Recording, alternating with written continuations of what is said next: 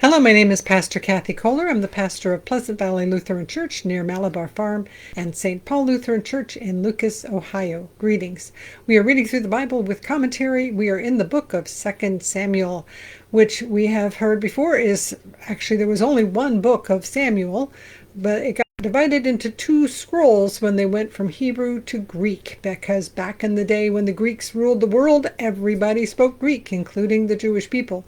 So they translated the book of Samuel into Greek and the Septuagint, and then it became 1st and 2nd Samuel.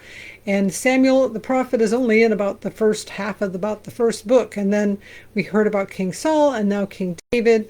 King David then did not such a good job with a woman named Bathsheba that he saw, and basically took her and had her husband killed. And then some of his sons, his son Amnon raped his half-sister Tamar. Tamar's full brother Absalom was never over that, so eventually arranged and killed for Amnon, and then Absalom was in exile, and then Absalom came back. Absalom, because then Absalom connived and has taken over the kingdom. And David, in our last session, left Jerusalem because if he didn't, he felt that Absalom would attack and people would get hurt and killed. So instead of having a civil war where there's fighting over the city of Jerusalem, he left. And as he left, as our last session, we talked about the people that stayed behind, the people that wanted to come with.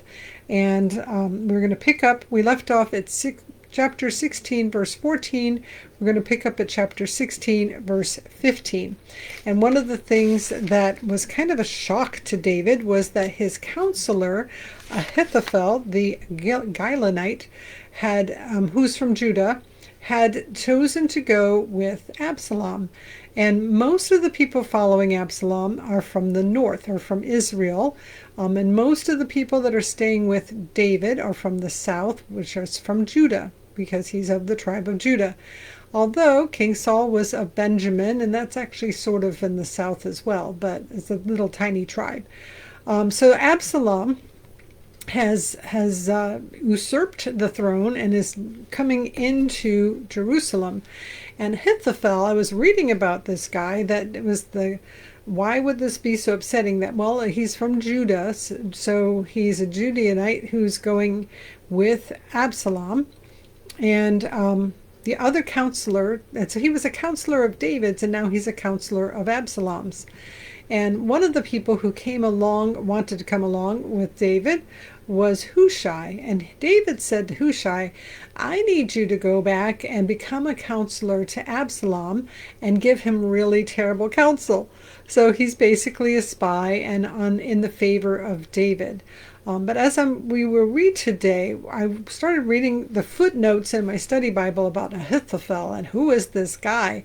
And it said he is the grandfather of Bathsheba. I'm like, what? I don't know that I've ever read such a thing.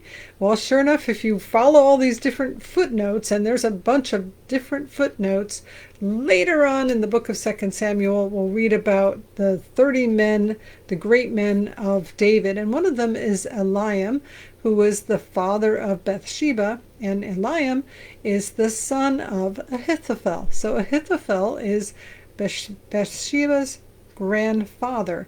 Does that make a difference? Well, it might explain why he goes with Absalom instead of with David. If he feels that it was wrong of David to take Bathsheba, arrange for Uriah to be killed, then he might be kind of against David for that reason. I was like, well, that is a very plausible theory that I can see.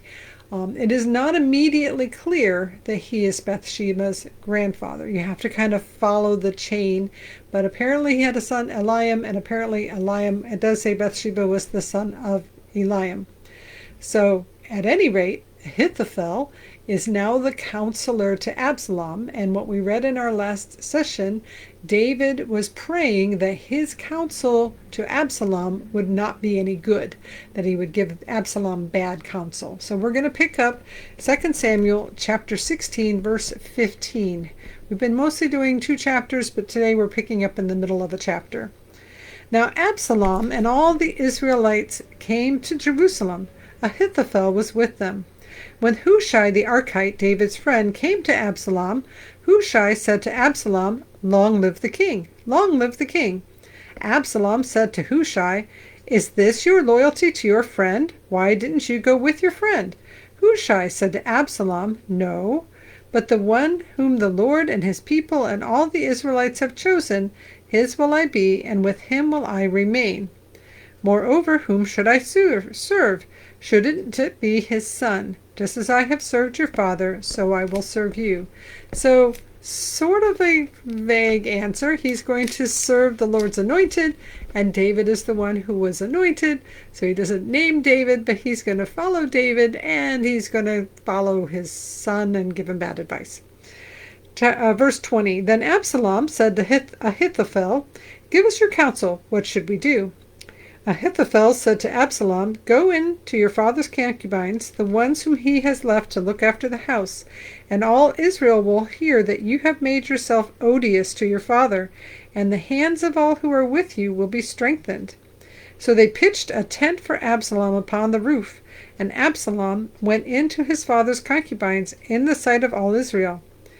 Now, went into is a euphemism for having sex with them. So the 10 women that were left behind to run the household, who are David's concubines, which means he can have sex with them if he wants to, his son, Absalom, has gone in and had sex with them in front of everybody. And they built a tent on the roof that everybody can watch him doing this thing so that he can make himself odious to his father. How can I be mean?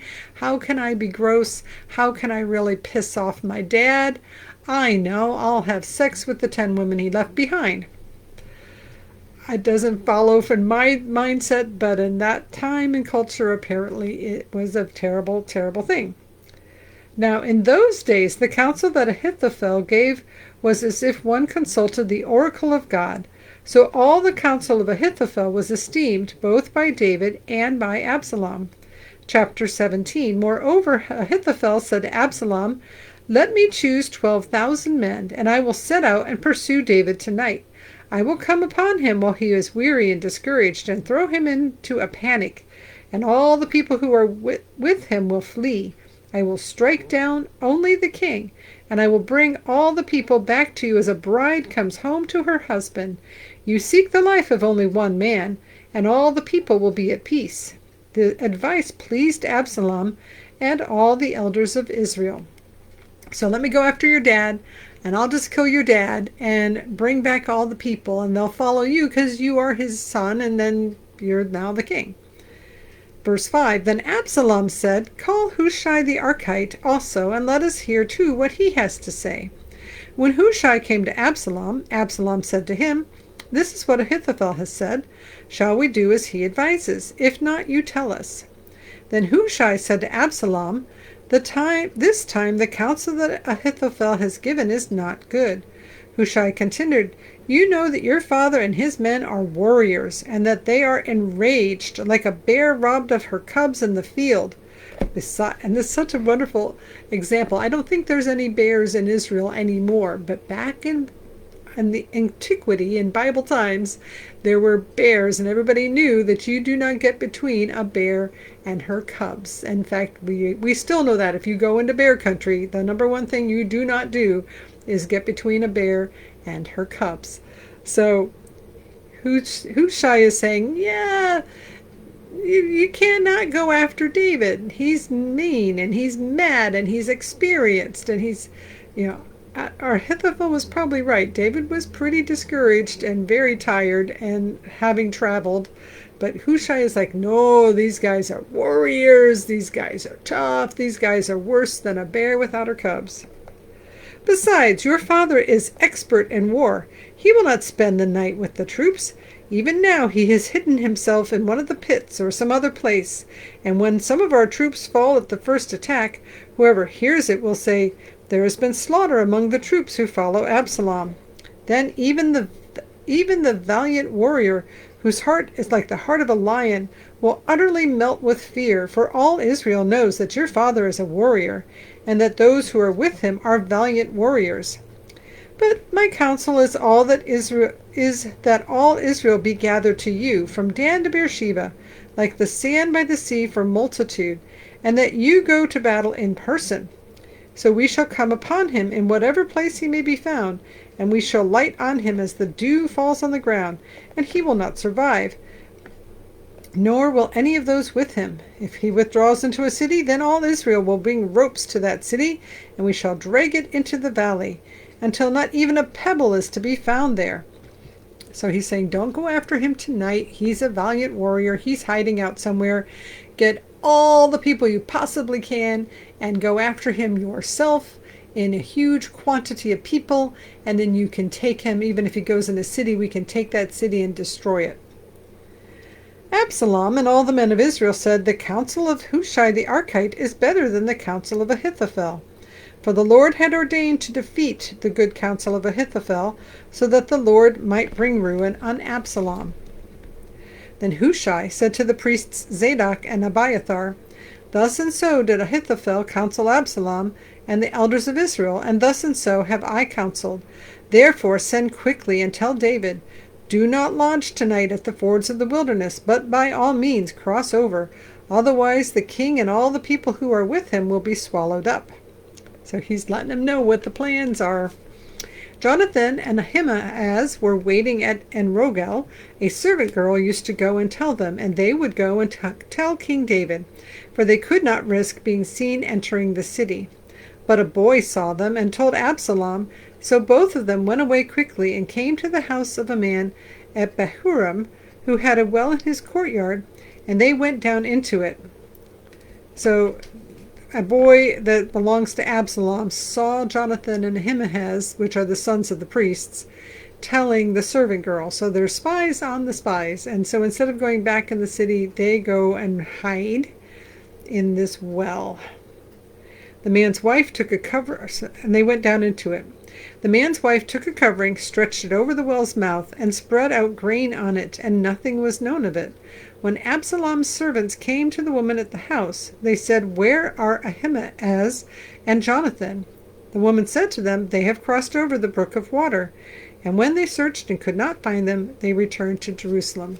So the priest's sons told the servant girl, but a servant boy saw that and told Absalom, and then they came after the two sons of the priests, but the priests were hidden in a well and then were not found.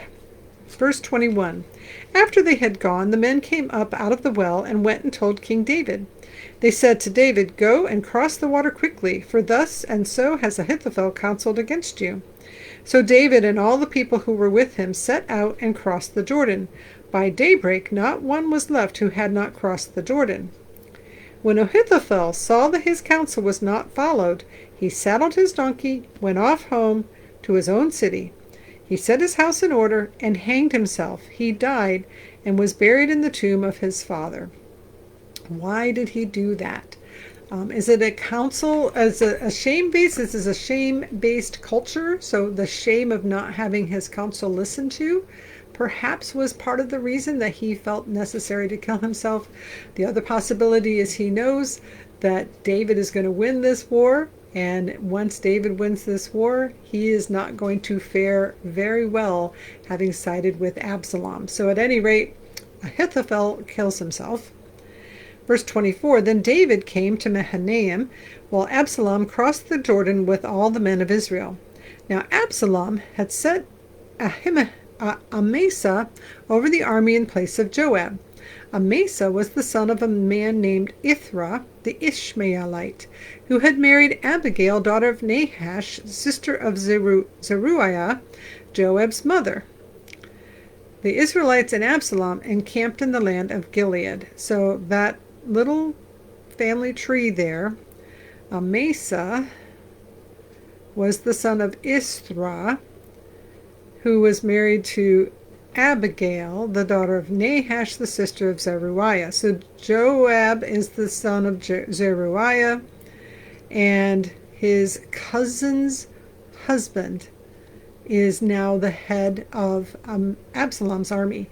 And this goes back to what we've talked about before, that there's all this intermarriage within the clans especially, and even today in the Middle East, if you want to break into a terrorist cell, the best way to do that is to marry somebody, because they're all married to so-and-so's cousin and so-and-so's daughter and so-and-so's granddaughter. It's just how it's all interconnected. Verse 27, when David came to Mahanaim, Shobai, son of Nahash from Rabbah of the Ammonites, and Machir, son of Amiel from Lodibar, and Barzillai, the Gileadite from Rogelim, brought beds, basins, and earthen vessels, wheat, barley, meal, parched grain, beans, and lentils, honey and curd, sheep, and cheese from the herd for David and the people who were with him to eat. For they said, the troops are hungry and weary and thirsty in the wilderness. So they've made it across the Jordan. They are on the run from Absalom. And when they've come to this place, Mahanaim, they are being provided with a lot of food and good things that will help them. So the Gileadites are helping them. Verse 18, or chapter 18. Then David mustered the men who were with him and set over them commanders of thousands and commanders of hundreds. And David divided the army into 3 groups, 1/3 under the command of Joab, 1/3 under the command of Abishai, son of Zeruiah, Joab's brother. So Joab's brother Abishai, and 1/3 under the command of Ittai the Gittite. The king said to the men, I myself will also go out with you. But the men said, you shall not go out, for if we flee, they won't care about us. If half of us die, they will not care about us. But you are worth 10,000 of us. Therefore it's better that you send us help from the city. The king said to them, whatever seems best to you, that to you I will do.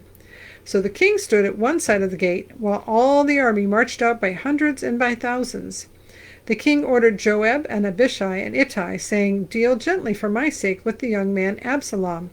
And all the people heard the king give orders to all the commanders concerning Absalom. So they're saying, all they really want is you. They don't really want to kill everybody else.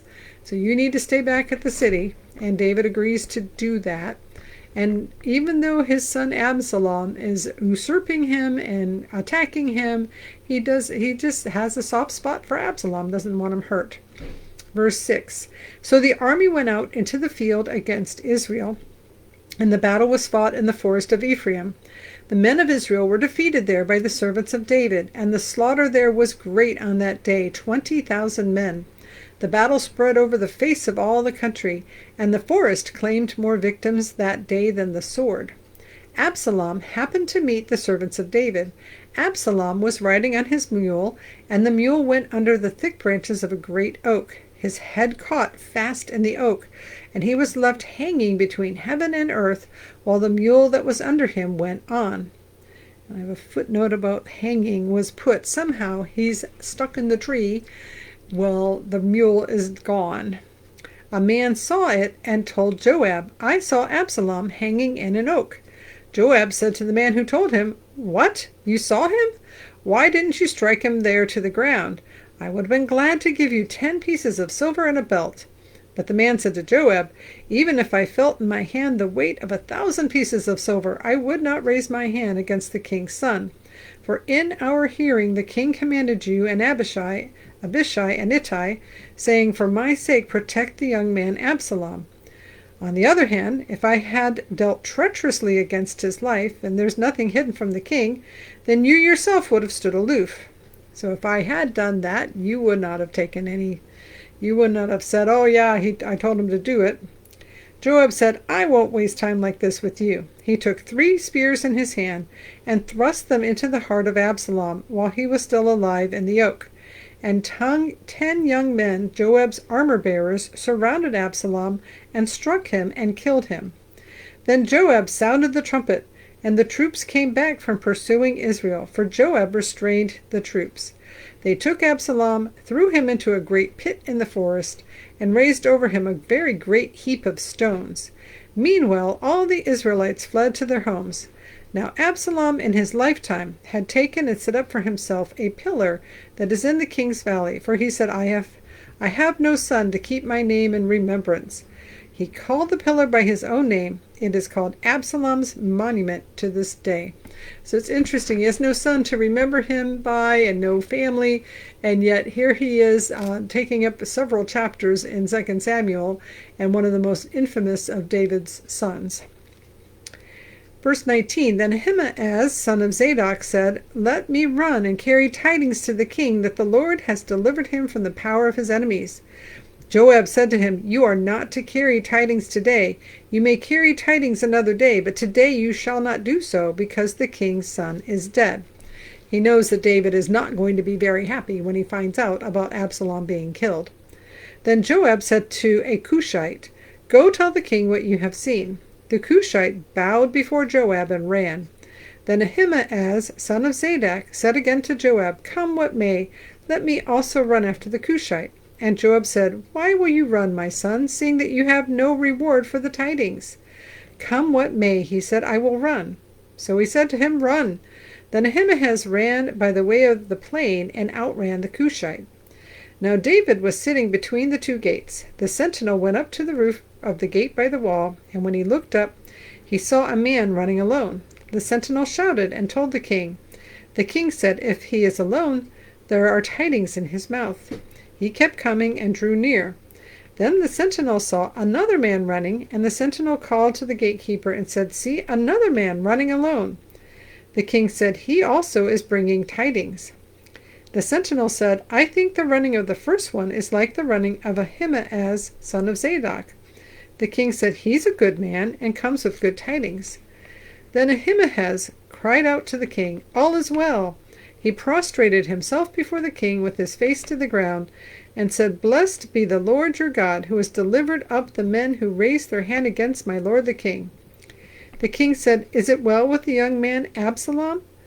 Ahimaaz answered, When Joab sent your servant, I saw a great tumult, but I did not know what it was. Okay, so Ahimaaz is not completely stupid. He does not admit that Absalom has been killed. He just says, Hey, good news, you won this battle. And we're not going to talk about Absalom. The king said, Turn aside and stand here. So he turned aside and stood still. Verse 31, Then the Cushite came, and the Cushite said, Good tidings for my lord the king, for the Lord has vindicated you this day, delivering you from the power of all who rose up against you. The king said to the Cushite, Is it well with the young man Absalom? The Cushite answered, May the enemies of my lord the king, and all who rise up to do you harm, be like that young man. The king was deeply moved, and went up to the chamber over the gate, and wept. And as he went, he said, Oh, my son Absalom, my son Absalom, would I have died instead of you, O Absalom, my son. So even though Absalom usurped the king and caused civil war and made David have to leave Jerusalem completely and go on the run, David still has the soft spot for Absalom and just is grieving his loss, and which might explain why he never punished him for killing his brother Amnon. Well, for that matter, he never punished Amnon for raping Tamar. He's just, in one sense, David's a softie, and he loves his sons, and maybe not his daughters so much, but Absalom is now dead, in part because he got caught up in a tree. Somehow he ended up in this tree, and Joab arranged and did the killing.